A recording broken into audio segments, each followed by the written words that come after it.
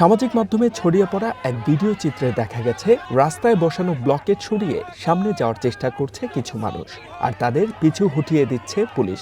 তাদের সাথে ধস্তাধস্তির এক পর্যায়ে মাটিতে শুয়ে পড়েন কেউ কেউ। প্রতিবাদকারীদের ছত্রভঙ্গ করতে টিয়ার গ্যাস ও পেপার স্প্রে ব্যবহার করে পুলিশ।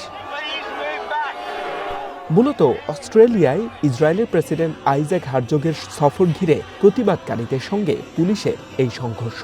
সিডনি টাউন হলের কাছে জড়ো হওয়া কয়েক হাজার প্রতিবাদকারীকে পুলিশ সরাতে গেলে ছড়িয়ে পড়ে সহিংসতা। লাইফে কখন কি হয় গ্যারান্টি আছে, তাই ইন্স্যুরেন্স করুন সিটি ব্যাংকে, কারণ ইন্স্যুরেন্স করলে সিটিতে সুরক্ষা পাবেন নিশ্চিতে।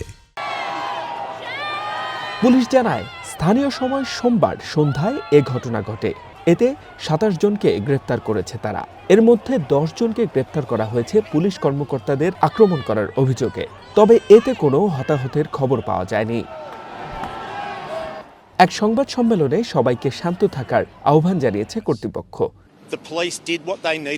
গণমাধ্যম বলছে, এই সহিংসতার ঘটনায় চরম মর্মাহত হয়েছেন প্রধানমন্ত্রী অ্যান্থনি অ্যালবানিজ।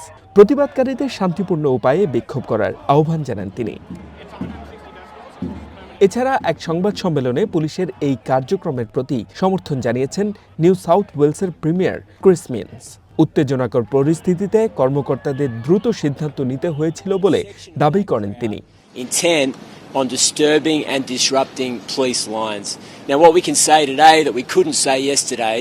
গত ডিসেম্বরে সিডনির সমুদ্র সৈকতে ইহুদিদের হানুক্কা উৎসব চলাকালে বন্দুক হামলায় ১৫ জন নিহতের ঘটনার পর ইহুদি সম্প্রদায়ের সঙ্গে সংহতি প্রকাশ করতেই অস্ট্রেলিয়া সফর করেন ইসরায়েলের প্রেসিডেন্ট।